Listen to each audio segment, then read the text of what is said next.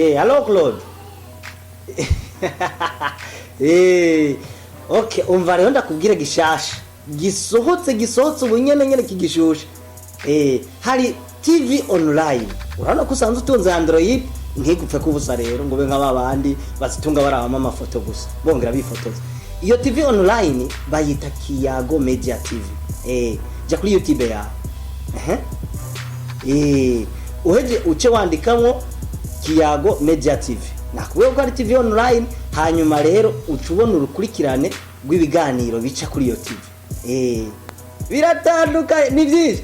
Hariho bya entertainment, hariho sport, hariho ibya bijyanye na gospel n'ibindi byose. Woreka kubikunda gute? Ahantu ubona abasaza ariyo basigaye birabira ko ibintu. Yego. Sawa. Rero uhejeje gushika ko uce ukanda kuri sabone. Cyanye ni waba iyo gwa uri mu cyongereza, wanavuga nawe ukivuga uzazanditse ko subscribe, uce ukanda aho nyene. Ukanza aho ucumanuka gatoyi, ucurayikinga. Sivyo, erega ikinyoni kigurutse kitavuze bacita cyane. Ubwo rero uraza gusiga ka comment. Icyo ndagukundira wumva ningoga. Hanyuma ndagufinde weje kugira comment ucurangiriza kuki. Bas.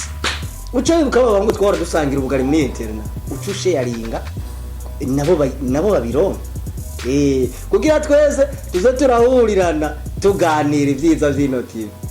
Sawa.